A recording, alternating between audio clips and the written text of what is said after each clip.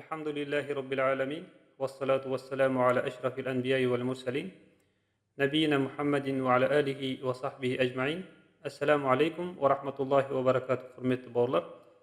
Алла қаласа, бүгін біз Мабдал қират кітабының 3-ші томының 40-ші, 41-ші, 42-ші сабақтарын өтеміз.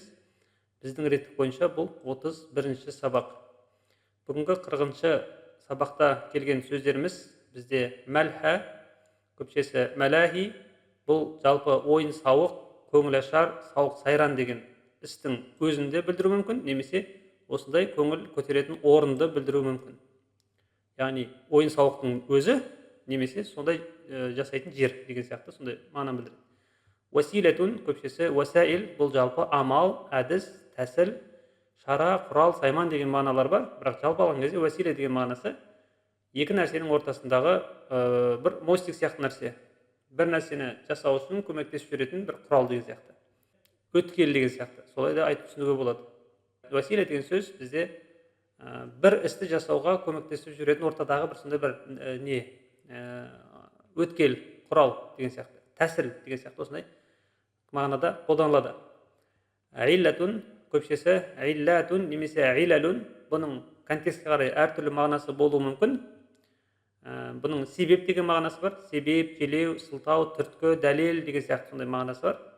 Сіздің мысалы сабаққа келмей қалуыңызға қандай да бір себеп болса, бір сылтау болса, оны илля деп атайды.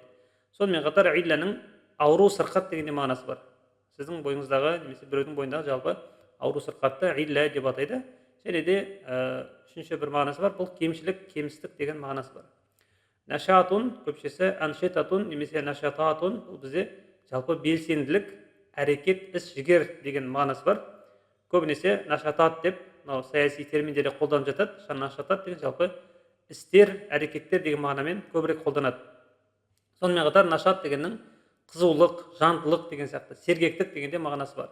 Ражулун нашит дейміз, өте сергек, энергиясы бойында бар адамды нашит деп атайды. Сол сияқты соның қызулық, жандылық дегенде мағынасы бар. Бәхәун деген сөздің мағынасы ажар, бір нәрсенің ажары, әдемілігі, сұлулығы деген мағынаны білдіреді. Тарашшух дегеннің бір нәрсе арқылы сүзіліп өту дегенді білдіреді. Сүзіліп ағып шығу, сүзіліп өту. Сонымен қатар тарашшух деген дайындалу деген мағынасы бар. Және саяси терминдерде бұның кандидатура деген мағынасы бар. Тарашшух, тарших дейді, яғни кандидатура. Арақ дегеніміз бұл біздің тер. Денемізден қатты жұмыс істегенде денеміздің тері арқылы ағып шығатын кішкентай тамшы суларды тер, соны арақ дейді. Қара тер немесе бу, арақ. Қайдун, көпшесі ақиял дегеніміз бұл жай ғана ыстық емес, бұл аптап ыстық, қапырық қатты ыстықты қайды деп атайды. Жай ыстықты харрун дейді, қатты ыстықты қайды дейді.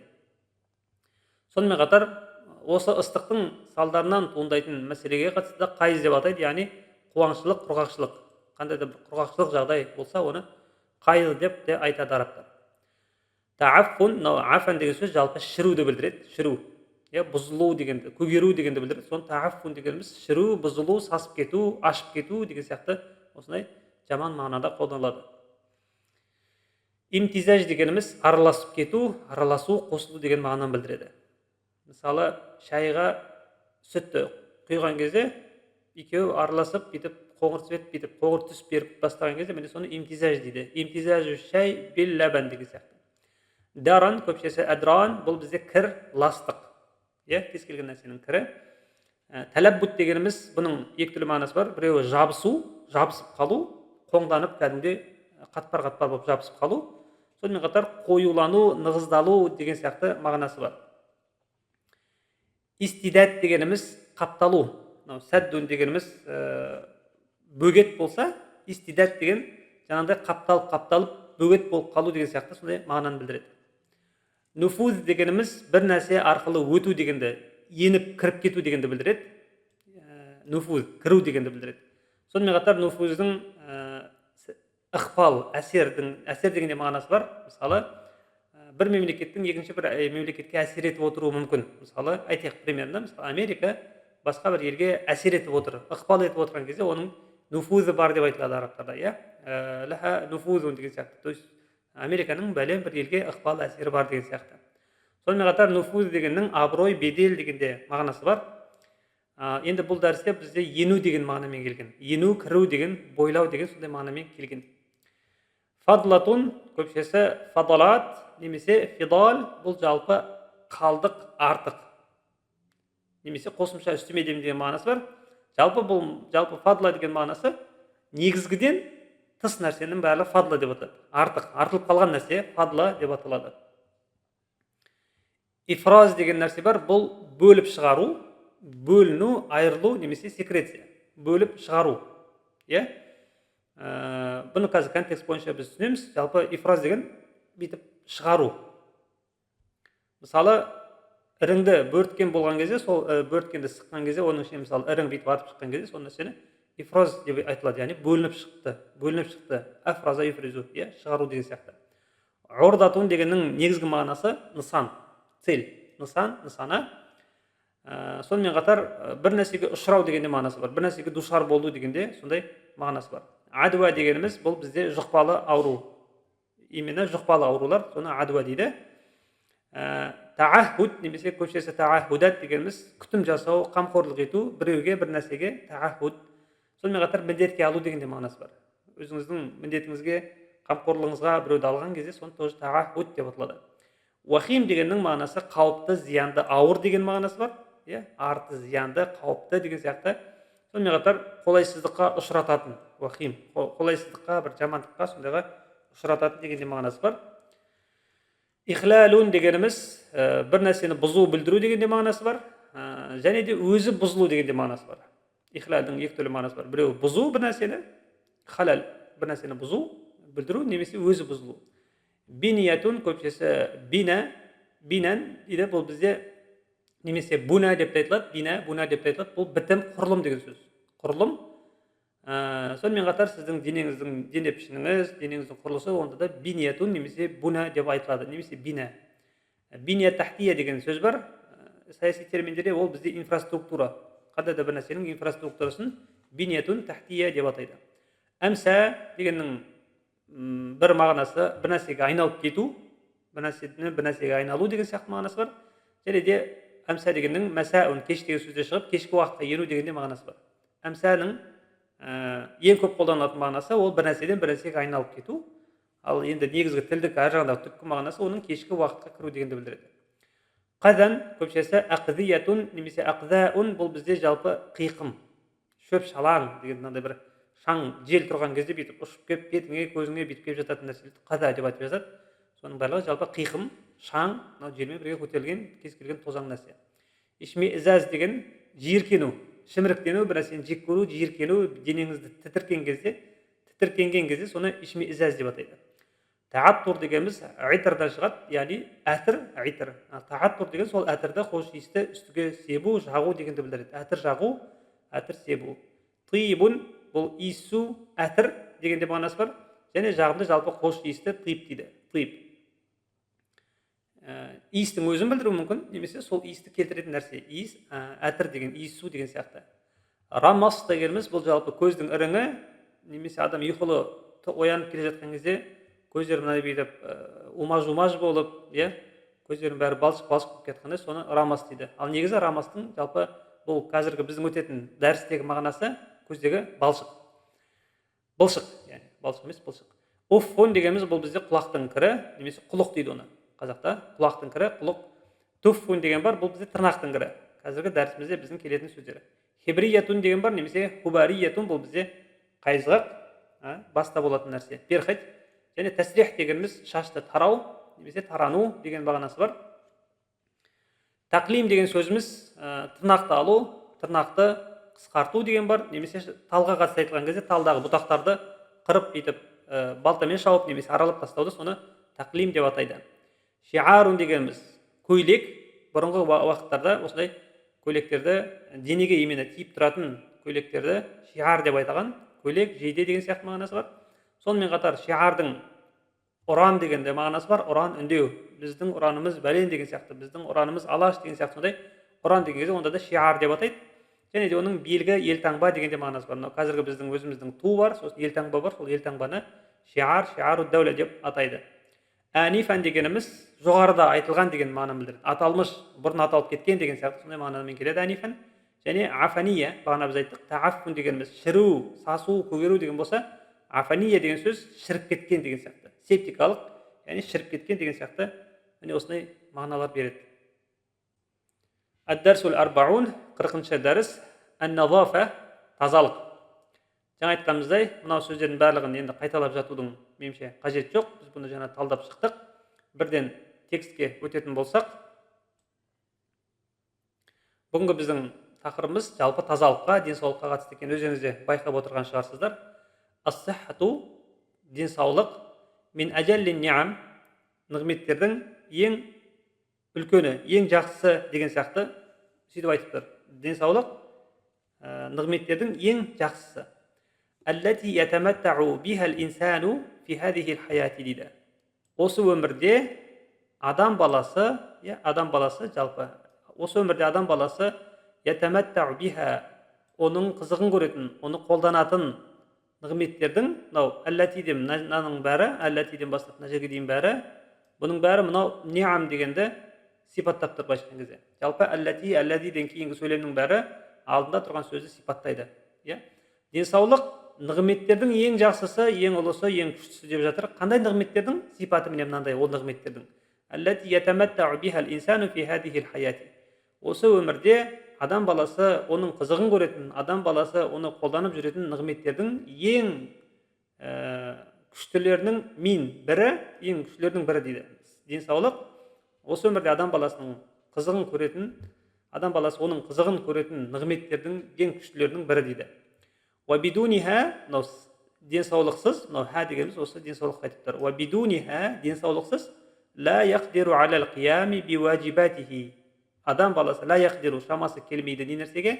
Алал қиями биуаджибатихи. Өзінің міндеттерін орындауға адамның шамасы келмейді. Уала алад даъби фи аъмалихи. Сондай-ақ өзінің амалдарында, істерінде, уала алад даъби деген сөз, жігерлік танытуға шамасы келмейді дейді. Яғни, он денсаулықсыз адам баласы өзінің міндеттерін де орындай алмайды дейді. Кез келген міндетін. Уала алад даъби фи аъмалихи. Яғни, амалдарында, іс-әрекеттерінде жігерлік танытуға да шамасы келмейді дейді. Уала ялтаззу бишайин мин атайбил хаяти. Сондай-ақ өмірдің қызықтарын дейді, өмірдің қызықтарынан ла ялтаззу бишайин дейді. Еш нәрсенде рахатын көре алмайды дейді ондай кезде. Өмірдің қызықтарының еш нәрсенде рахатын көре алмайды. Уа малахиха. Және де өмірдің осы ойын сауықтары бар ғой, қызықты жағдайлар, атайбул хая уа малахиха деген сөз, өмірдің қызықтары мен малахиха ойын сауықтары. Міне, өмірдің қызықтары мен осындай ойын сауықтарынан еш нәрсені ла ялтаззу, еш нәрсенің ләззатын көре алмайды дейді. Денсаулық болмаса. Ол рас. Уа назафату, тазалық, мин ақуал асбаби фи хифзи сиха. Денсаулықты сақтаудағы, фи хифзи сиха, денсаулық сақтаудағы ақуал асбаб, себептердің ең күштісі дейді. Тазалық денсаулықты сақтаудағы себептердің ең күштісі дейді. Уа назафату мин ақуал асбаби фи хифзи сиххати уа акбарил васаили фи даф'ил илал. Сондай-ақ ауруларды, даф'ул илал деген сөз, ауруларды тежеу, ауруларды әрі итерудегі акбарил васаил дейді. Ең үлкен тәсілдердің, әдістердің бірі дейді. Тазалық денсаулықты сақтаудағы себептердің ең күштісі, және де илал, ауруларды әрі қарай кері итерудегі әдістердің, тәсілдердің ең үлкендерінің бірі. Мин дегеніміз көбінесе ол толықтай сол емес, соның бір бөлшегі дегенді білдіріп тұрады. Соны түсініңіздер. Мысалы, мына жақта ас-сиххату, денсаулық, мин ажаллин ниам деп тұр. Нығметтердің ең күштілерінің мин деп тұр, міне бірі дейді. То есть басқа да нығметтер бар деген сөз бізде. Білім дегенде нығмет бар деген сияқты, мысалы басқа да нығметтер бар, ал мысалы байлық дегенде нығмет болуы мүмкін кейбір адамдарда деген сияқты болады. Денсаулық солардың біреуі деген сияқты болып кетеді. Тура солайдан, мынау мысалы денсаулықты сақтауда, хифзу сихха, денсаулықты сақтауда барлық себеп, барлығы осы тек қана тазалық емес дейді. Тазалық соның мин деп тұр, біреуі дейді. Тазалық денсаулық сақтаудағы себептердің ең күштілерінің бірі, сондай-ақ ауруды әрі кері итерудегі әдіс тәсілдердің үлкендерінің бірі деп осылай түсінесіздер. Уал инаяту биха,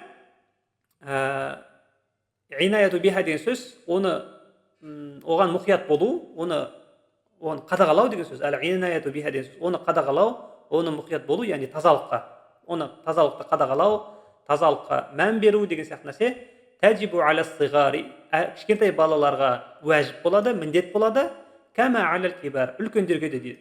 Үлкендерге міндет болғаны сияқты, мынау кәма деген сияқты, үлкендерге міндет болған сияқты, кішкентайларға да міндет дейді. وهي تزيد البدن نشاطا وبهاء дейді. Хия, яғни тазалық, тазидул бадана, денені, тәнімізді, біздің денемізде арттырады. Не нәрсені? Нашатан, жігерлі, энергиялығын арттырады, энергиясын арттырады, күш қуатын, уабахаан, және сәнін, ажарлығын, сәнділігін, әдемілігін арттырады дейді. Тазалық біздің денемізге рухани, мағыналық тұрғыдан алған кезде энергиясын арттырады, және де көзбен материалдық тұрғыдан алған кезде әдемілігінде арттырады дейді. Уәзәлика, өйткені, немесе бұл дегеніміз дейді, лиәннәл жилді, өйткені мынау тері, жилд, өйткені мынау тері, лиәннәл жилді, әлләзи яғша бәдәнәл инсани дейді, міне мынау мына жерден бастап, мына жерге дейін, бұл мынау жилдті сипаттап тұр бізге. Әлләзи яғша бәдәнәл инсан, адамның денесін, бәдән, денесін яғша қаптап тұрған, адамның денесін қаптап тұратын тері дейді, өйткені мынау тері, не дейді? Ләху мәсәмун адида, оның көптеген мәсәм, тесіктер бар дейді. Дененің, терінің, адамның денесін қаптап тұратын осы терінің дейді, жилд терінің, оның ләху мәсәм адида сағира, жидден, өте кішкентай, адида көптеген тесіктер бар дейді. Біздің жалпы адамның денесін қаптап тұрған осы терінің дейді, көптеген кішкентай тесіктері бар. Такуну миатун минха, оның жүзі, жаңағы тесіктердің жүз түгі дейді, фи қадари аз-зуфри масахатан дейді. Көлемі жағынан фи қадари аз-зуфри, тырнақтың көлемінде ғана болады дейді. Жаңағындай терідегі тесіктердің жүзі көлемі жағынан, міне масахатан, көлемі жағынан фи қадари аз-зуфри, бір тырнақтың ғана көлемінде болу мүмкін дейді. Ва мин хадихил масами, енді осы тесіктер арқылы ятарашшахул ал-жасаду, дене ятарашшаху, бөледі, шығарады, сүзіп тұрып шығарады, арақан, теріні дейді, теріні, пот. Осы тесіктер арқылы дене ятарашшаху, шашады, шығарады, сүзіп шығарады, неді? Теріні, кулла яумин сайфан ва шитаан дейді. Қысы жазы, сайфан ва шитаан дейді, қысы жазы күнде тері шығарып тұрады дейді. Денеміз осы тесіктер арқылы күнде қысы жазы тері ятарашшаху, шығарып тұрады дейді. Ятарашшаху ал-жасаду деген кезде, мынау негізі ятарашшаху деген сөзіміз біздің сүзіліп ағу дейді. Кім сүзіліп ағып жатқан? Дене дейді. Дене сүзіліп ағыла ма? Жоқ.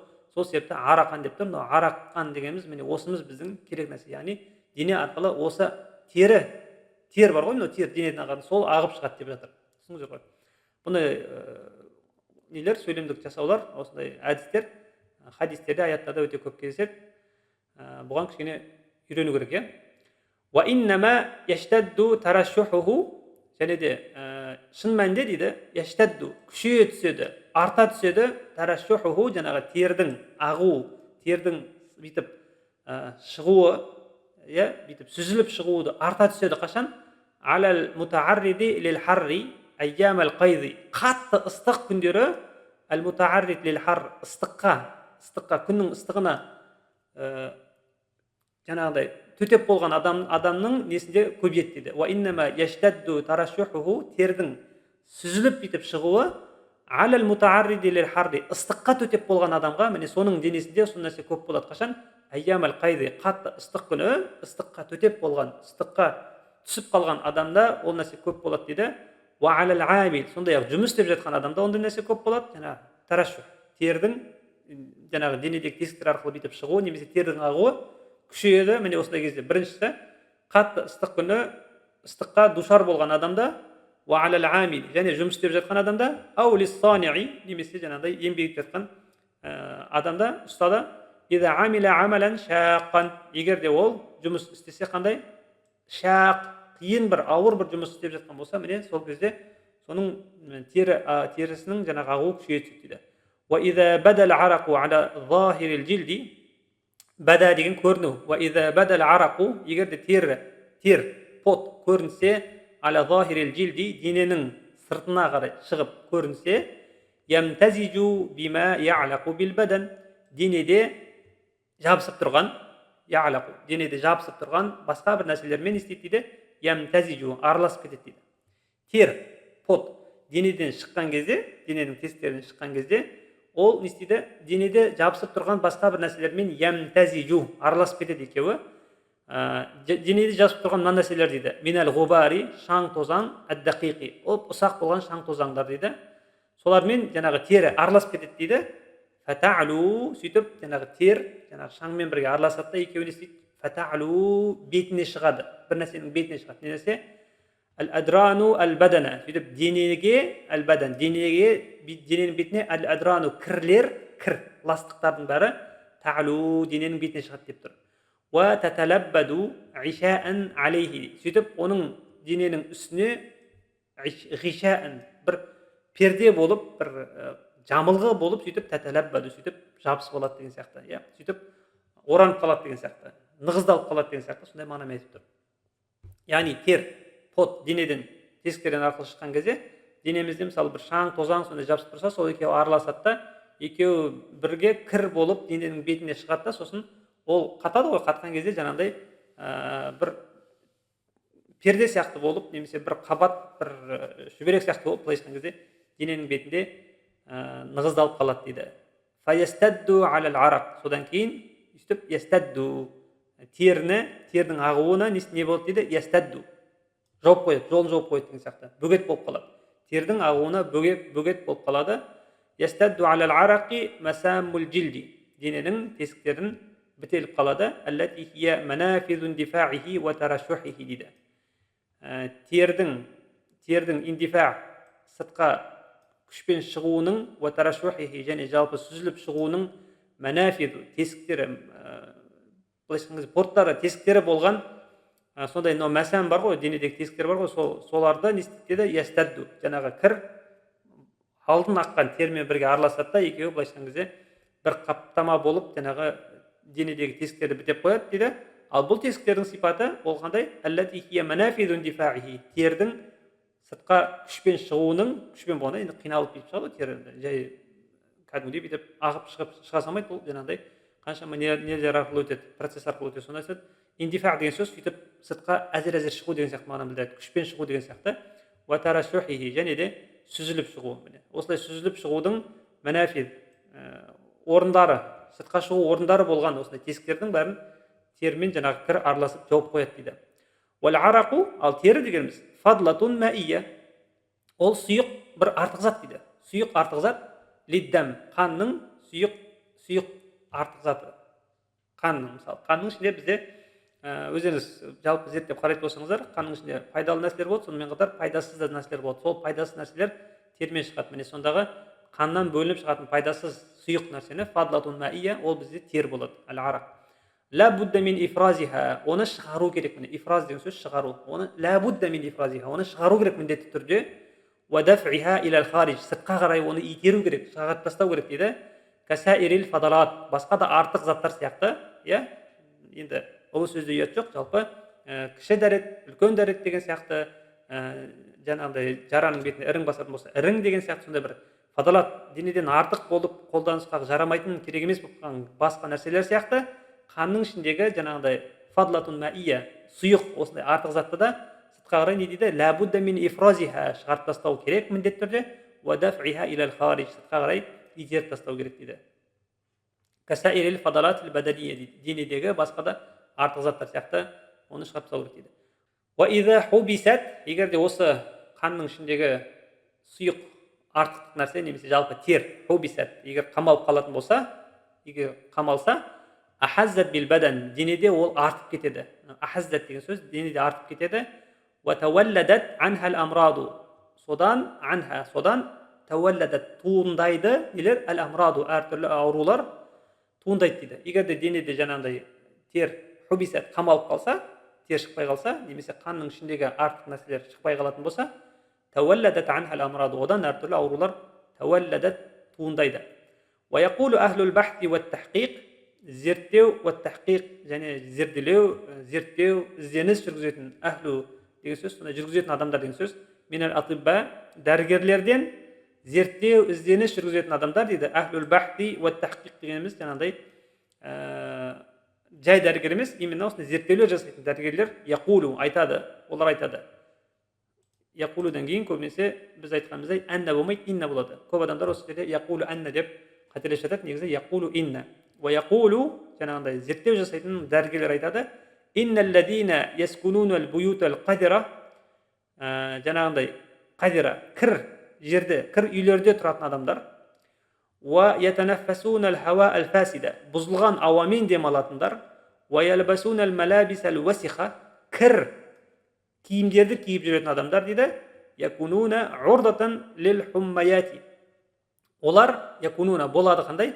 Урдатан лил хуммаяти, дененің қызуы, безгек деген ауруларға, сондайға урда, кәдімгідей соған сондайға төтеп беретін немесе сондайға нысана болатын адамдар дейді олар. Сондай болады дейді. Яғни осындай хумма деген сияқты аурулар, мынау безгек, ыстықтың көтерілу деген сияқты аурулар сондай адамдарға барып тиеді. Соған ұшырайды дейді. Сондайға бейім келеді дейді. Яғни кір үйлерде тұратын адамдар, жаман бұзылған ауамен демалатындар, сондай-ақ кір киімдерді киіп жүретін адамдар, жалпы былайша айтқан кезде бүкіл тұрмыс тіршілігінің барлығы кірмен араласып жүретін адамдар, якунуна урдатан лил хуммаяти, көбінесе осындай безгек, сондай бір жаман ауруларға көбінесе көбірек ұшырайды дейді. Урда дегеніміз нысана дейді. Вал амрадил афания, сондай-ақ мынау шіритін аурулар дейді ғой, мынандай көгеру, іріңдеу деген сияқты сондай бір ауруларға душар келеді дейді, бейім келеді деген сияқты. Фабихим татафашша фи бади амриха, бади амр деген сөз ең басында фихим татафашша, солардың ішінде жайылады. Ва минхум танташиру, және олардан шығады. То есть фабихим татафашша деген сөз солардың ішінде бірінші ең басында тарайды. Ва минхум танташир, және солардан шығып ары қарай тарайды. Иля ман сиуахум, олардан басқаларына тарайды. Бил адва, жаңағы жұқпалы аурулар дейді. Жұқпалы аурулар бірінші солардың ішіне тарайды, сосын солардан шығып басқаларға тарайды дейді. Ва аммаллазина юрауна қауаид ас-сихха, ал енді денсаулықтың ережелерін, денсаулықтың қағидаларын юрауна сақтайтындарға келетін болсақ, ва ятаахадуна абданахум, сондай-ақ денелеріне, былайша айтқан кезде ятаахад деген сөз мән беретін, денелерін күтіп ұстайтындарға келетін болсақ, ва малабисахум, киімдерінде де күтіп ұстайтындарға келер болсақ, ва масакинахум, сондай-ақ тұратын жерлерін, тұрғылықты жерлерін кәдімгідей қадағалайтын, ятаахадуна, сон қадағалайтын немене?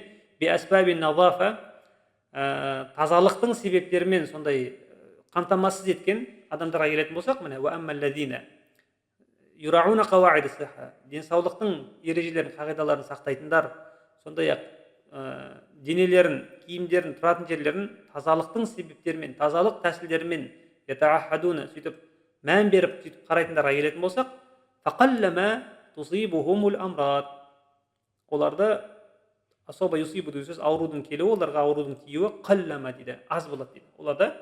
Оларға ауру аз келеді, аз тиеді, немесе олар аз ауырады дейді.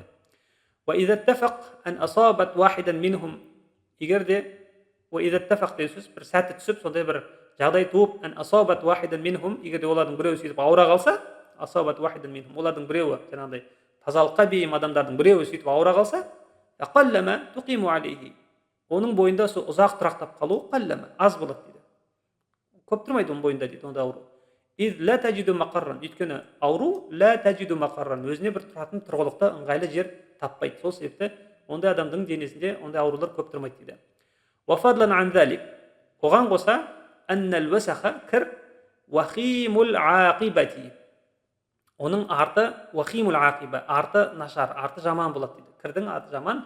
Мухиллун бинизамил биньяти муфсидун лиссихати, ол жаңағыдай құрылымның жүйесін, адамның, біздің бәріміздің бойымызда жүйе бар ғой, белгілі бір, сол жүйені мухиллун бұзады, муфсидун лиссиха, денсаулықты да құртады дейді. Алама тақаддама баянуху, жоғарыда айтып кеткеніміздей, кірдің арты вахимул ақиба, арты нашар болады, ылғида жаманмен аяқталып жатады.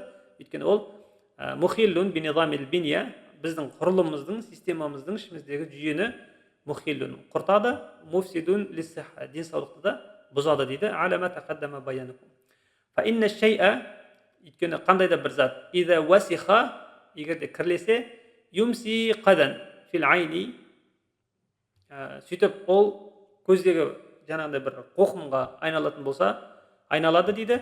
Ташмаизу минху нафсу, дене нәпс, нәпсіміз, біздің тәніміз, жанымыз ол нәрседен ташмаизу, жиіркенеді дейді. Яғни фа инна шай'a иза уасиха, яғни қандай да бір нәрсе кірлесе, юмси qadan fil ayni, сөйтіп көзде жаңағыдай түскен бір қиқым, бір жаңағыдай көзге түскен бір сондай бір ластық кір, мынандай бір топырақ сондай болатын болса, ташмаизу минху нафсу, адамның жаны ол нәрседен жиіркенеді. Ан-назафату, демек тазалық, лазиматун адабиян айдан дейді. Тазалық әдеп тұрғысынан да ол лазима, міндетті нәрсе дейді. Вахия минал ваджибати ал-муқаррара би ижма'i ар-ра'i алейха инда ал-умамил мутамаддина. Вахия жаңа тазалық дейді, минал ваджибати ал-муқаррара, бекітілген кәдімгідей міндет нәрселер дейді, би ижма'i ар-ра'i алейха, барлық адамның ойы, барлық жаңағы нелердің, пікірлердің барлығының бір ауыздан шешім бойынша бұл ваджибатул муқаррара, кәдімгі кесімді түрде шешілген міндет дейді барлық адамға. Индал умамил мутамаддина, мәдениетті қоғамдағы барлық пікірлердің бір ауыздан шешім бойынша ол тазалық барлық адамға ваджибат муқаррара дейді, кәдімгідей бекітілген міндет нәрсе дейді. Валасту уриду бинназафати тахсин ал-халқи, мен тазалық деген жерде ласту уриду, мен айтқым келіп отырғаны тазалық деген жерде айтқым келіп отырған жоқ дейді.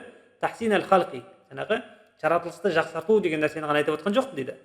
Уала ат-тазайюна бил-хила, сондай-ақ бір моншақпен, сондай мен бір әдемілеу, сәндену деген сол нәрсені айтып отқан жоқпын дейді. Тазайюн деген сөз сәндену. Уала тааттура бил-атияб, сондай-ақ жаңағыдай әтір себу деген сияқты сол нәрсені айтып отқан жоқпын дейді. Яғни мен тазалық деген жерде дейді, жаратылысты сәндеуді айтып отқан жоқпын дейді. Шаш алу, тырнақ алу деген сияқты нәрсені айтып отқан жоқпын дейді. Уала ат-тазайюна бил-хула, сондай-ақ бір әдемі бір нәрселермен бір сәндену дегенді айтып отқан жоқпын. Уала тааттура бил-атияб, және әтір себу деген сияқты, әтірлер себу деген сияқты нәрсе айтып отқан жоқпын. Бәл уриду, мен айтқым келіп отқаны татхир ал-бадан, денені тазартуды айтып отырмын дейді. Мимма ятавалладу фихи мин ал-фадалат, оның бойында ятавалладу туындаған әртүрлі артық заттар, фадалат, артық заттарды сол нәрседен денені тазартуды айтып отырмын дейді. Фадалаттардан денені татхир, тазартуды айтып отырмын. Мин наху, мысалы рамасул айн, көздің бұлшығы, уффил удун, құлақтың құлығы, немесе құлақтың кірі, туффил алфар, мысалы тырнақтың астындағы кір деген сияқты сондай нәрселерден денені тазарту, мен соны айтып отырмын дейді.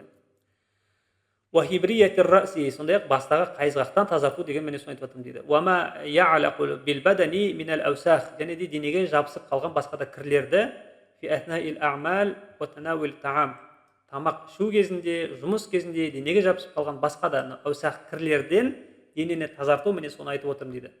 Тазалық деген жерде ол кісі меңзеп отырмын дейді нені? Көздің мысалы бұлшығы таңертең тұрған кезде, немесе жай кезде құлақтың кірі, тырнақтың астындағы кірді, шаштағы қайызғақты, сондай-ақ тамақ ішу кезінде, немесе жұмыс істеу кезінде денеге жабысып қалатын басқа да кірден денені тазарту, мен соны айтып отырмын дейді.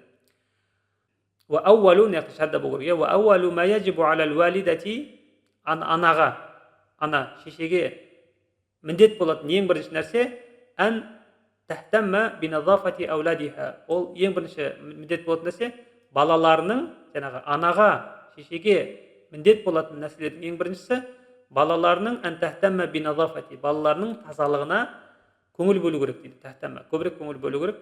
Ва туауидахум ала тасрихи ша'r, сондай-ақ ол балаларды туауидахум, үйрету керек, оларды әдеттендіру керек деген сөз мынау. Ала тасрихи ша'r, шашты тарауға, балалар шаштарын тарауға сол нәрсеге үйрету керек дейді.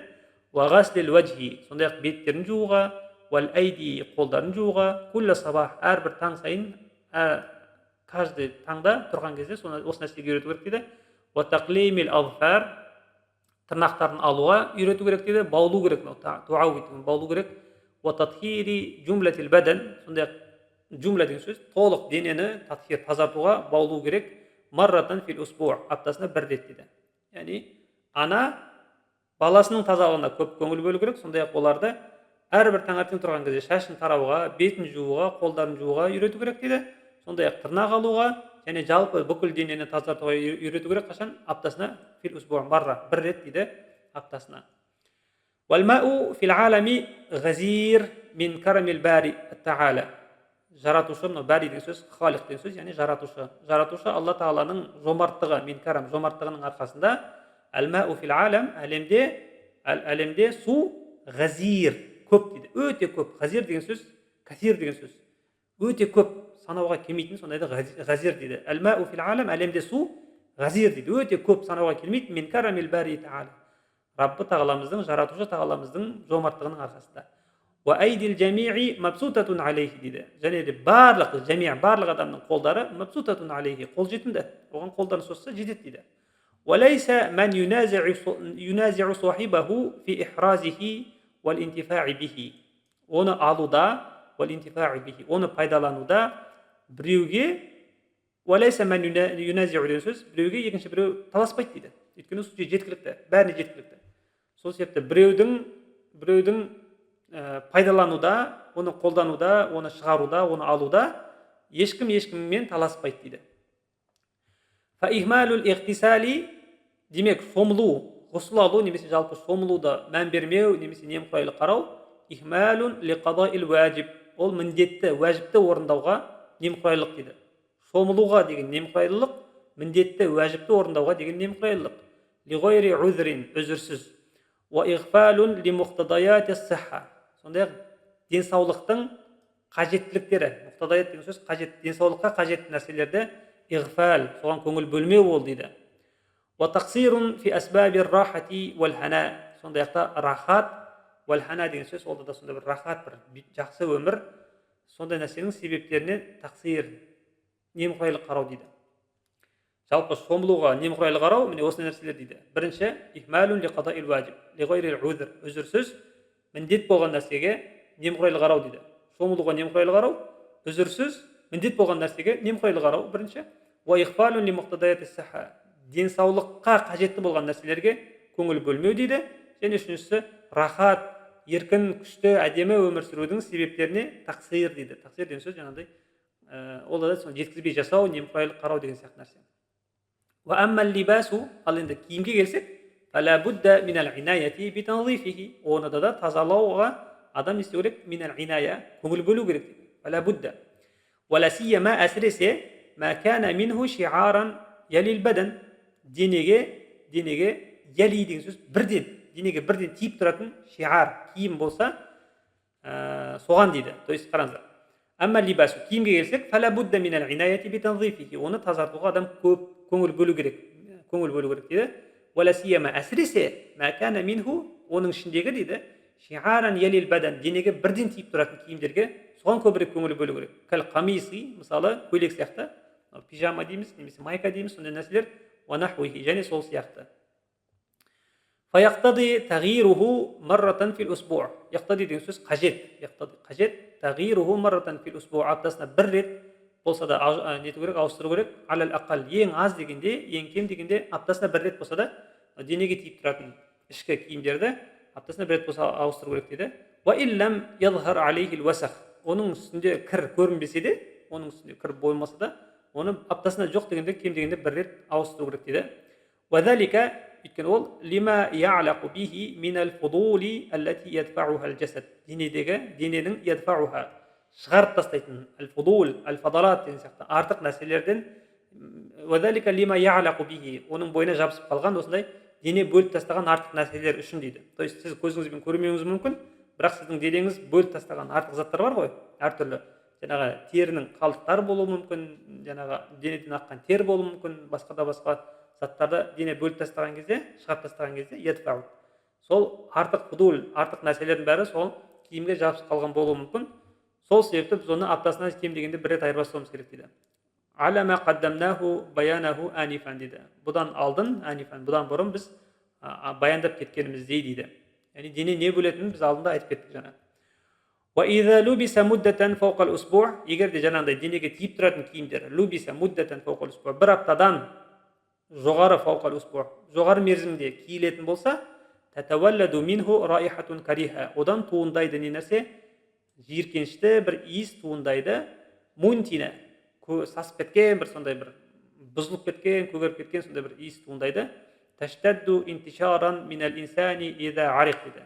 Таштадду интишаран, жайыла түседі ол нәрсе, ол иіс жаңағыдай, одан сайын мүңкіп жайыла түседі. Минал инсани, адамның үстінен ол иіс жайыла түседі, иза ариқ, терлеген кезде дейді.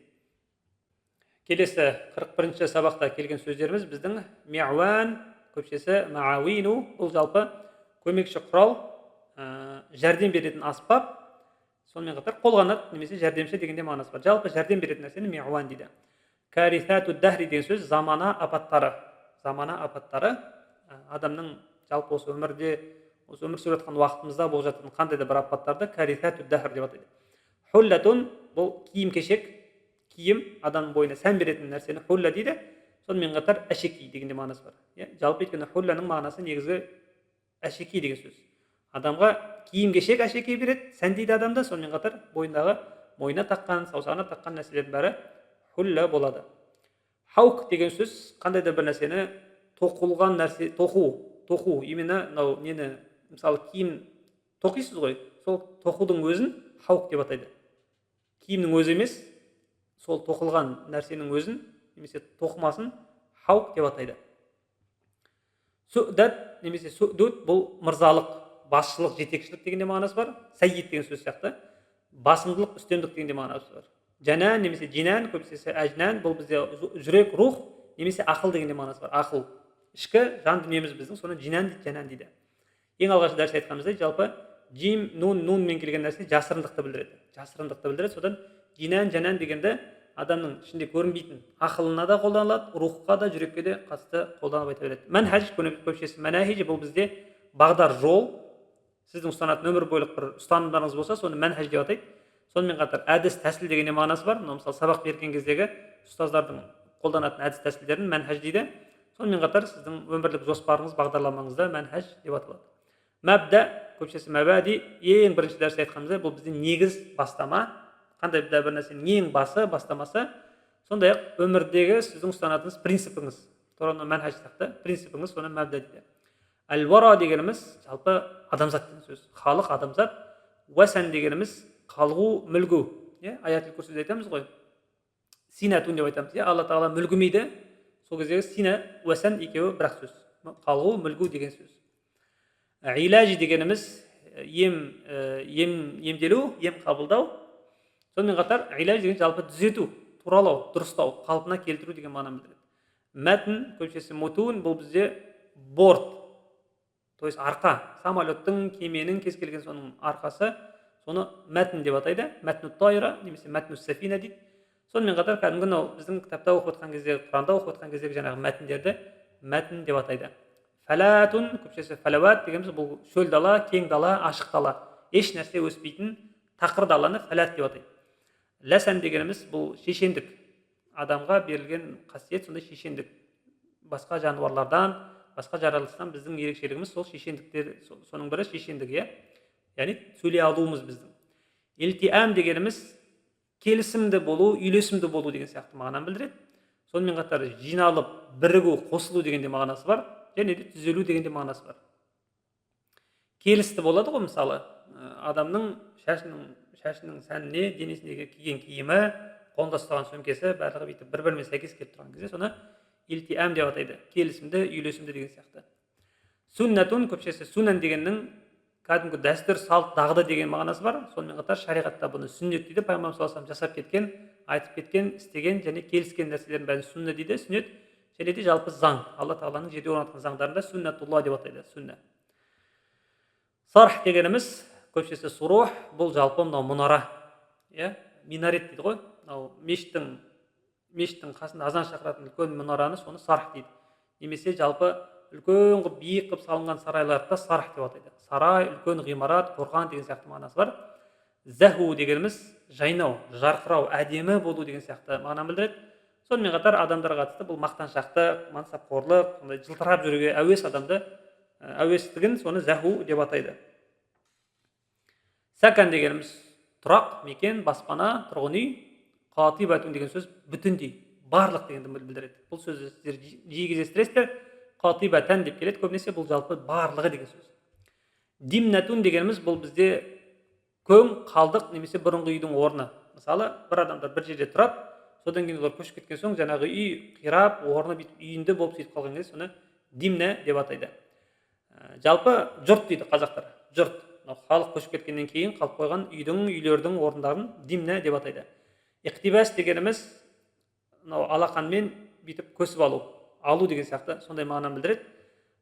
Сөйтіп пайдаға асыру, пайдалану, шеттен алу, алып пайдалану деген сияқты мағынаны білдіреді. Жалпы иқтибас деген сөз мынау қолмен бүйтіп бір нәрседен арасынан суырып алу, алып қалу деген сияқты соны білдіреді. Сонымен қатар дәйек сөз алу, келтіру деген сияқты цитирование дейді. Мысалы сіз бір уағыз айтып отырасыз да, ортасынан Алла Тағала Құранда былай деп айтқан деген сияқты, немесе хадисте келесіз, пайғамбарымыз саллаллаху алейхи былай деп айтқан деп айтасыз, немесе бір атақты бір Абай атамыз былай деп айтқан деген сияқты қылып сол кісілердің сөзін, Құрандағы аятты келтірген кезде сонда да иқтибас деп атайды. Иқтибас, цитирование. Құннатун, көпшесі құнанун немесе қинанун, бұл бізде шың, бас, мысалы таудың ең биік шыңын соны құнна деп атайды. Қимма деп те айтуға болады. Ләуз дегеніміз пана іздеу, тығылу, пана іздеу, немесе оранып жамылу деген сияқты мағынасы бар. Аузу деп айтамыз біз, сол сияқты алузу деп айтамыз. Екеуде де жақын мағыналас, яғни пана іздеу, пана берші деп біреуден паналау. Сонымен қатар ләуздың бір мағынасы сүйену, біреуге иек арту, біреуге сүйену дегенде мағынасы бар. Сәдид дегеніміз туп-тура дұрыс дегенде мағынасы бар. Адамға қатысты айтқан кезде сәдид деген мерген дегенде мағынасы бар. Сонымен қатар лайықты, тұрарлық дегенде мағынасы бар. Ад-дарсул хади вал арбаун, 41-ші дәріс, фаваидул илми, білімнің пайдалары дейді. Мынау сөздердің барлығын біз оқып отыратын болсақ, қазір ұзақ уақыт кетіп қалады. Жаңа біз талдап шықтық. Мәтінге келетін болсақ, білімнің пайдалары деген сияқты бір өлең екен. Әл-илму лил-мар'i, білім адам үшін ми'уанун, ол көмекші бір құрал дейді. Білім адам үшін көмекші бір құрал, аля заман, ұзақ уақыт бойы, өмір бойы деген сияқты. Білім адам үшін ұзақ өмір бойы, ұзақ уақыт бойы көмекші, яқихи, ол оны адамды қорғап тұрады, сақтап тұрады, мин карисати дәхри, замананың қиындықтарынан сақтап тұрады, уәл михан, және де әртүрлі сынақтардан, әртүрлі сондай бір адамның сыналатын бір қиын нелер болады, имтихандар болады, осы нәрселердің бәрінен білім адамды сақтап тұрады, қорғап тұрады дейді. Білім сондай-ақ уахуллатун, ол сән дейді. Адамның денесіне сән беріп тұратын сондай бір әшекей, хаукуха, оның тоқымасы, мин су'дадин ва улан, оның тоқымасы, жаңағы білімнің тоқымасы, неден тоқылған ол білім дейді? Мин су'дад, ол жаңағыдай жоғарылық, басшылық, сондайдан ва улан, және жоғарылық, осындай сияқты нәрселерден тоқылған хулла дейді. Әдемі бір әшекей дейді, киім дейді былайша айтқан кезде. Білім адамға киім, ол неден тоқылған? Тоқымасы қандай? Биіктіктен, жоғарылықтан, мырзалықтан, сондайдан тоқылған бір сондай бір әдемі киім дейді. Сондай-ақ білім уахиллиятун, сондай-ақ ол білім ол әшекей дейді. Мәләһә валлахи, Алламен ант етемін, мәләһә мин саман, құны жоқ дейді. Мәләһә мин саман деген сөз, оның құны жоқ, баға жетпес. Білім адам үшін ми'уан, бірінші адам үшін ол көмекші құрал, уахуллатун, киім, әшекей, уахиллиятун, және де ол әшекей дейді. Валлахи, Алламен ант етемін, мәләһә мин саман дейді. Ол әшекейдің мүлдем құны жоқ, керемет, құн жетпес, баға жетпес, сондай бір әшекей дейді. Бихи, осы білім арқылы, юсану жананул мар'i, адамның ақылы, юсану мин сафа, ақмақтықтан, топастықтан, юсану, сақталады дейді. Білім арқылы адамның ақылы топастықтан, ақмақтықтан сақталып тұрады дейді. Яталама, өйткені мынау ақмақтық көп жағдайда сақаху лил хатфи вал кафан дейді. Адамды өлімге, вал кафан, және де кебінге жетелейді дейді. Білім адамның ақылын сақтап қалады. Не нәрседен? Ақмақтықтан дейді. Өйткені ақмақтық яталама көп жағдайда сақаху лил хатфи, өлімге қарай жетелейді, вал кафан, және кебінге қарай жетелейді дейді. Ва анху яхузу куллун ма юлаимуху дейді. Барлық адам, куллун, барлық адам, ва анху яхузу, сол білімнен алады, ма юлаимуху, өзіне сәйкес, өзіне қажетті нәрсені сол білімнен алады барлық адам. Мин манхажин адилин, әділ, дұрыс болған бір бағдарды, дұрыс болған бір әдісті алады өзіне керекті. Ау мабдаин хасан, немесе жақсы бір принципті, жақсы бір ұстанымды осы білімнен алады дейді. Ва минху ядрил вара кунха диянати, адамзат минху ядри, содан біледі, білімнен біледі, кунха диянати, діннің, кунха деген сөз болмысын, діннің, дін деген не деген болмысты адамдар осы білім арқылы біледі. Ва шар'i әл-қауими, және түп түзу шариғатты. Шар деген кезде екеуін бөліп қойған, өлеңде бұндай кездеседі бізде, бірақ негізі арабтарда бұлай бөлмейді, но өлеңде бұлай рұқсат етіледі. Адамдар, міне вара, адамдар ядри біледі, минху сол білімнен біледі не нәрсені, күнха дияна діннің не екенін біледі, уа шар'ил қауими тура шариғаттың не екенін біледі, уа ма'нал фарди уа сунан сондай ақ сүннет, парыз деген нәрселердің мағынасында осы білім арқылы біледі дейді. Хаққун ли талибихи оны білімді іздеуші талиб, білімді іздеуші студентке, білімді іздеуші адамға хаққун оған дұрыс болады, лайықты болады, бәдлун нафаиси қымбат нәрселердің барлығын сарып қылу, жұмсап жіберу оған міндет болады. Фи сабилихи сол білімнің жолында білімді ізденетін адам барлық өзінде бар байлықтың бәрін соған сарып қылып тастау керек дейді. Уаттирахул лахви сондай ақ ол бос сөз, ойын күлкі деген сияқты нәрсенің бәрін шетке қарай ысырып қою керек. Уәл уасан сондай ақ қалғып, мүлгіп, ұйықтап жүру деген сияқты нәрсені шетке ысырып қою керек дейді. Білім ізденуге шықтың ба? Ондай болса сен осы нәрселерден айырылуың керексің дейді. Ол хаққун дейді. Ол саған лайықты ол, соны жасауың керексің. Не нәрсе? Нафаис, қымбат деген нәрселерді тастайсың, байлықтарында. Уаттирахул лаху бос сөз, ойын күлкіні тастайсың. Уәл уасан және де ұйқыны тастайсың дейді. Лаулаху дейді. Егер білім болмаса, ла сихатун лил жисми мин илал дене үшін ла сиха денсаулық жоқ, мин илал аурулардан денсаулық жоқ дейді. Білім болмаса денеге аурулардан денсаулық жоқ, немесе саулық жоқ. Вала илажун юзилу суқма мин бадан денедегі суқм ауруды юзилу кезіретін ем де болмайды дейді. Қараңыздар, білім болмаса денені аурудан сақтап тұратын денсаулық болмайды, немесе ауруға қарсы денсаулық болмайды дейді. Ол болмаса сондай ақ денедегі ауруды юзилу кетіретін ем болмайды дейді, білім болмаса. Кәлла тіпті дейді, кәлла уәлә сафарун фауқал бихари аля сондай ақ та білім болмаса лаулаху ла сафар дейді, сапар да болмайды дейді. Фауқал бихари теңіздердің үстінде сапар да болмайды. Аля мәтнел бухари пароходтың үстіне отырып алып бүйтіп сапарға шығу ол да болмайды дейді. Би анваи минас суфун және кемелердің әртүрлі түрлеріне отырып алып теңіздің үстінде фауқал бихари теңіздің үстінде жүзу деген нәрсе де болмайды дейді. Лаулаху білім болмаса ла яфдулул инсану ма'рифатан білім болмаса адам баласы инсан ла яфдулу абзал болмайды, артық болмайды, танымы жағынан адам танымы жағынан артық болмайды. Вахшал фала ешкім өмір сүрмейтін мынандай сахара бар ғой, дала, сол даладан да артық болмайды дейді адам.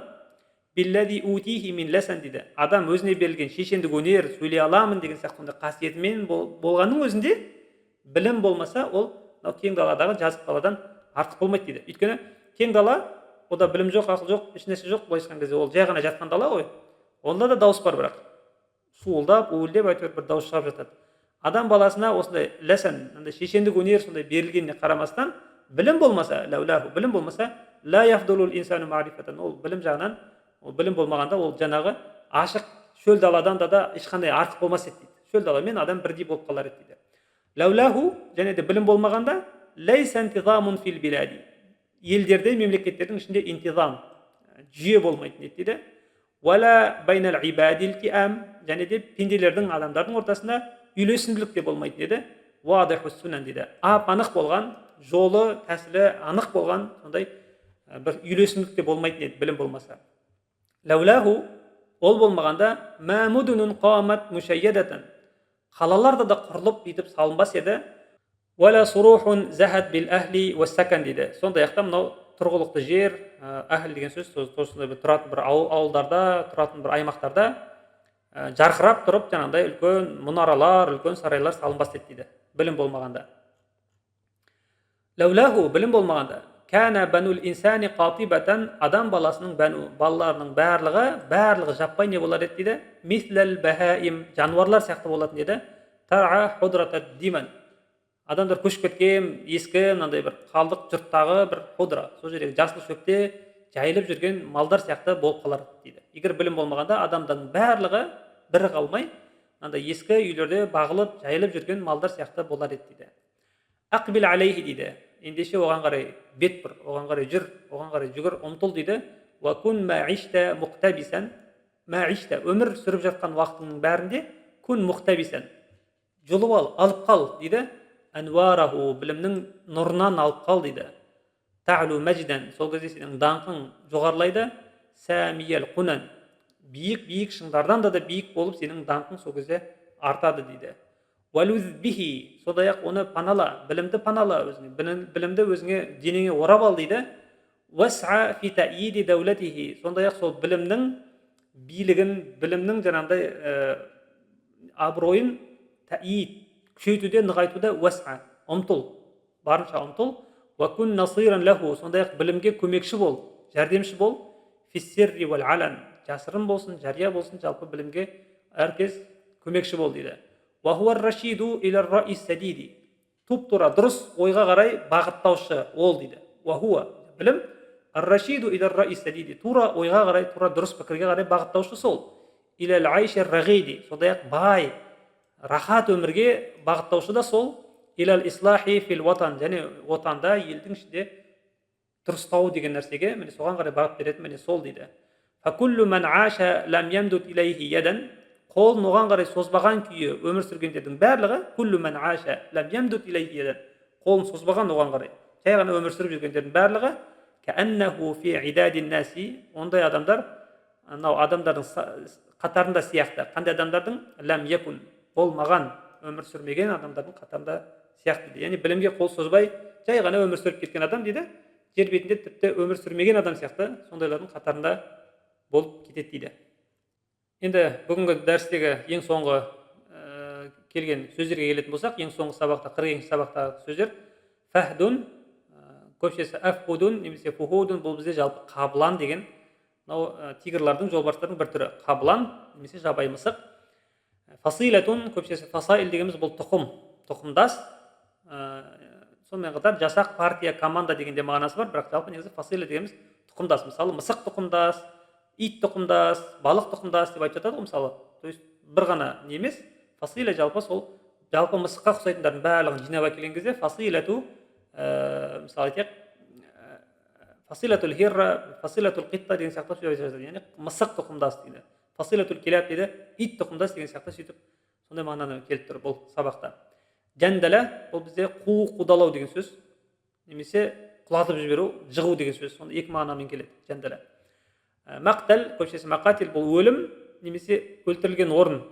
Өлтірілген орынды да мақтал дейді, немесе жалпы өлімнің өзін мақтал дейді. Қатыл деген сөз. Ханақ дегеніміз буыну, тұншыны мойнынан бүйтіп қысып, буыну, соны ханақ дейді. Сонымен қатар ханақтың тағы бір мағынасы бар, қатты ашулану. Қатты ызаға, ашуға булығып тұрған кезде соны ханақ деп атайды. Сосын рубуун деген бар, раба ярбу, рубуун бұл бізде өсу, үлкею дегенді білдіреді. Ад-дарсу thani wal arba'un, 42-ші дәріс, әл-фахду, жаңағы қабылан. Мына сөздерді талдадық. Әл-фахду дейді, қабылан, хуа әжмәлу жами'ил хайванати, жануарлардың барлығының әжмәлу, ең әдемісі, хайванаттың сипаты, әлләти хия мин фасилатил хирри дейді міне. Мысық тұқымдас болған хайванат, жануарлардың бәрінің ішіндегі ең әдемісі осы, яғни әл-фахду. Әл-фахду мысық тұқымдас болған жануарлардың барлығының ішіндегі ең әдемісі. Ваюджаду фи қарратай, алиф артық. Ваюджаду ол бар, қай жақта? Фи қарратай, екі материкте, Азия ва Африка. Африка және Азия материктерінде бар. Вахуа асғару минан намир биньятан, дене бітімі жағынан асғару минан намир, ол тигрдан, жолбарыстан кішірек. Валакинна хайатаху, бірақ та оның дене бітімі, жаңағы фахттың, қабыланның дене бітімі, джамилатун, әдемі, махбубатун, сүйкімді, ваджилдуху асғару, оның терісі кішкентай ғана, қысқа ғана дейді, қатты өспеген шашы. Та'луху буқа, үстінде кішкентай буқа деген сөз, пятна дейді, пятна немесе дақтар бар дейді. Терісі қысқа ғана, және де денесінде кішкентай дақтар бар дейді. Сауда, қап-қара кішкентай ғана дақтар бар. Фатазидуху жамалан, және осы дақтар тазидуху арттыра түседі, жамалан, оның әдемілігін арттыра түседі дейді. Вафи биладил хинди, Үндістан елдерінде юсаммунаху, ол осы фәхтті олар атайды, намира шажар, талдың тигрі деп атайды дейді. Тал тигрі, ағаштың тигрі деп атайды дейді. Лианнаху, өйткені бұл фәхт, жаңағы қабылан, ятасаллақу, өрмелеп шығады, мисләл хиррати, мысық сияқты өрмелеп шығып алады ағаштың үстіне. Уаятанаққалу мин ғуснин иля ахар, және де бір бұтақтан ғусн, екінші бір бұтаққа ятанаққалу, көшіп қонып секеңдеп жүреді. Бимахаратин тәммә, асқан бір шеберлікпен, оп оңай сөйтіп бір талдан бір бұтақтан екінші бір бұтаққа секеңдеп жүреді. وبهذه الواسطة يتمكن من اقتناص كثير من الحيوانات. وبهذه الواسطة немесе осы арқылы, осының көмегі арқылы дейді, осы жаңағыдай талдан талға, бұтақтан бұтаққа секіру өнері арқылы ол не істейді? يتمكن шамасы келеді min iqtinasi kathiri min al-hayvanat. Жануарлардың көбісін иқтинас аулап алуға шамасы жетеді дейді осы арқылы дейді. Мынау хайуанаттың сипаты аллати ла ястати'у иқтинасаха ал-асад. Арыстандар уәлән намир, және тигрлар, арыстандар да тигрларда да иқтинас аулай алмайтын, аулауға шамалар ла ястати'у шамасы келмейтін жануарлардың көбісін фәхд, осы жаңа қаблан аулай алады дейді. Не арқылы? Осы бихадихил васита, осы мінезі, осы несі арқылы дейді, әдісі тәсіл арқылы дейді, талдан талға секіру. Вахуа, және де қаблан яхафу кафиран минал қаннасин, ол аңшылардан, қаннас деген аңшылардан қорқады дейді. Яхафу кафиран, қатты қорқады. Фәмәтә шаара бихим, егер де ол соларды сезіп қалса, көріп қалса, сезіктеніп қалса, яхтабиу фи ажаматин кафифа, қалың ну тоғай, ну орманның ішіне яхтабиу, жасырынып қалады дейді. Валакинна килаба сайди, бірақ та анау аңның иттері, аңға арналған иттер, ла талбату ан тудрикаху, көп ұзамай-ақ ан тудрикаху, оны тауып алады, қуып жетеді. Фала ябқалаху, сода қабланға ла ябқалаху, оған қалмайды дейді. Мин сабили линдажати, құтқарылуға жол, басқа жол қалмайды. Илля ал-аду ас-сари', тез жүгіруден басқа ода ешқандай бір шара қалмайды дейді. Яғни, қараңыздар, қаблан аңшылардан қорқады дейді. Содан кейін ол ажаматун кафифа, қалың бір ну тоғайдың ішіне жасырынып қалады дейді. Олакин, бірақ та килабустайд, аңның иттері ла талбасу, көп ұзамай-ақ ан тудрикаху, оны қуып жетіп алады дейді. Содан фала ябқалаху, қабланға қалмайды, мин сабилин линнажа, құтқарылудың басқа шарасы қалмайды. Не нәрседен басқа? Ал-аду сари, қат жүгіруден басқа. Ау немесе тасаллуқул ашжар ад-дахма, үлкен болған бір талдардың үстіне шығып кету. Ал-алияти ал-мультаффа дейді. Мультаффа деген сөз жаңағыдай жапырағы ну немесе бүйтіп оратыла өскен үлкен биік бір дәу ағаштардың үстіне секіріп шығып кету. Немесе ал-аду сари, немесе қат жүгіру, міне осындай ғана екі жол ғана қалады дейді, құтқарылу үшін дейді. Фамата ихтабаа байна ғусун ал-ашжар, ал енді осы жаңа қабланымыз талдардың бұтақтарының ішіне жасырынып қалған кезде амина аля нафсихи минал килаб, ол иттерден өзін амина аля нафсихи, өзін аман алып қалады дейді. Иттерден өзін аман сақтап қалады. Валакиннаху, бірақ ла я'ману расас ал-қаннасин, бірақ та аңшылардың оғынан, расас оғынан аман қалмайды дейді. Яғни былай барса арба өледі, былай барса арба сынады, былай барса өгіз өледі деген міне осы. Яғни тығылса иттер қуып алады, жетіп алады дейді. Иттен қашып талдың үстіне шығып кетсе, иттерден аман қалғанмен енді аңшылардың оғынан аман қалмайды дейді. Ида абсаруху ва хум ла яжрауна аля дунуби мин аш-шажара. Ида абсаруху деген сөз жаңағы аңшылар егер оны көрсе, лакиннаху ла я'ману расас ал-қаннасин ида абсаруху дейді міне. Егер де аңшылар оны көріп қойған болса, ол аңшылардың оғынан аман қалмайды дейді. Ва хум ла яжрауна аля дунуби мин аш-шажара. Аңшылар талға жақындауға ла яжраун, олар батылдары жетпейді дейді. Аллати ятасаллақуха, жаңағы жолбарыс немесе қаблан мініп алған талға жақындауға олар ла яжраун, батылдар жетпейді. Ид яхафуна, өйткені олар яхафуна қорқады, ан юбағитахум бил усуби алейхим, оларға қарғу, усуб деген сөз, қарғып кету, юбағитахум деген сөз, кенеттен қарғып үстілеріне жаңағыдай орып түседі, тырнағымен тіліп түседі деген сияқты нәрседен қорыққандықтан олар ағашқа жақындауға қорқады дейді. Фализалика, сондықтан да аңшылар якмунуна баидан, алыс жерде жасырынып жатады. Ваянтазируна зухураху бисабрин аджиб, өте бір таңғаларлық сабырмен янтазируна зухураху, қабланның шыққанын күтіп жатады дейді.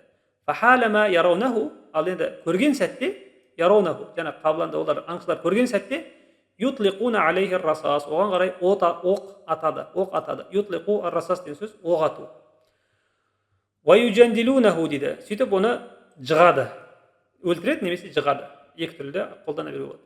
Фаиза асаба ар-расасу минху мақталан, егер де оқ оны мақталан өлтірген болса, сақата лил хал, ол бірден құлайды дейді. Қаблан бірден құлайды дейді. Егер оқ смертельный болса деген сөз. Сақата лил хали қатилен, өлген күйі ол құлап қалады дейді. Уәләкиннәһу, бірақ та ол иза журиха, егер жарақаттанып қалса, өлмесе, бірақ жарақаттанса, оқтан яштадду бихил ғайзу, оның қатты ашуы күшейе түседі дейді. Қабыланның ашуы күшейе түседі. Уа яхжуму алал қаннасин, ол аңшыларға қарай шабуылдайды. Биханақ деген сөз қатты бір ызамен, қатты бір ашумен аңшыларға қарай шабуылдайды. Уа шиддати бәсин, және де сондай бір қатты, бәс деген сөз бір күш қуатпен, бір жігермен, қайратпен сөйтіп оларға қарай қатты шабуылдайды дейді. وكثيرا ما وجدت أنيابه وأظفاره سبيلا إلى جلود بعضهم дейді. және وكثيرا көп жағдайда وجدت أنيابه, жаңағы қабыланның тістері, وأظفاره, және тырнақтары, وجدت سبيلا إلى جلود بعضهم, кейбір аңшылардың терісіне жол тауып кетеді да, وجدت سبيلا деген сөз жол тауып кетеді, немесе соған жетеді да, فمزقتها, сөйтіп олардың терілерін مزقتها تمزيقا дейді, паршасын шығарып тастайды дейді. Кейбір кезде тырнақтары, тістері жаңағы аңшылардың терісіне, қолына, тағы басқа жеріне тиеді да, содан оны паршасын шығарып тастайды дейді. Уәл-фахду мулаун биаклид дажаж дейді.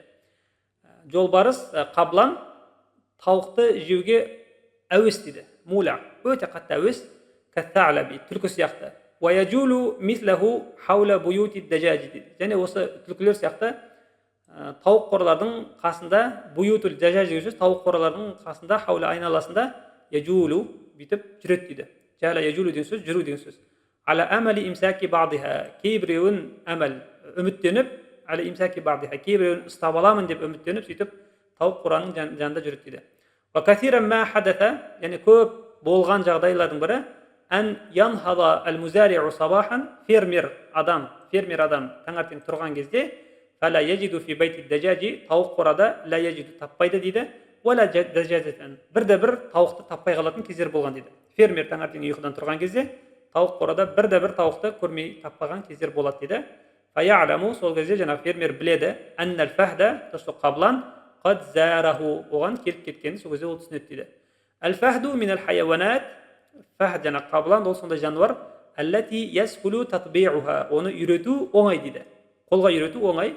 Фаиза ухиза сагиран, егер де кішкентай күйінде оны алған болсаңыздар, уараба фи байтин, және үйде ол қабылан өскен болса, нәшәә алифан анисан дейді. Қолға үйретілген алифан анисан деген сөз, жаңағыдай үйретілген, сондай екеуі бір сөз былайша айтқан кезде алифан анисан деген сөз, қолға үйренген үйдің несі жануар сияқты болып нәшәә өседі дейді. Ва хуа юхиббул лаиб, ол ойнағанды жақсы көреді. Табан, жаңағы ол өткен табиғатынан біткен, табан деген сөз әрине деген сөз, немесе табиғатынан біткен ол дейді. Әрине ол деген сияқты сондай. Қабыланда да ойнаған жақсы көреді дейді. Уасигаруху, және оның кішкентайлары, жәмилетул манзар, оның түрлері әдемі болады дейді кішкентайларының, қабыландардың. Анисатун, бір сондай сүйкімді, қолға үйренген, сондай бір тартымды дейді. Уала тафруқу фил муалафати, сондай олар үйренуде, қолға үйренуде, немесе үйреншікті болуда, сондай да ла тафруқу, олар ажыратылмайды. Ан сигарил хирара дейді. Мысықтардың кішкентайлары бар ғой, міне солардан ажырата алмайсыздар дейді. Қолға үйретілуде, немесе тартымдылығында, муалафа, достықтарында, сондайда кішкентай мысықтардан ажыратылмайды, сондайлармен бірдей дейді. Міне бүгінгі біздің дәрісіміз осы. Хада валлаху а'лам. Субханакаллахумма ва бихамдик, ашхаду ан ла илаха илля ант, астағфирука ва атубу илейк.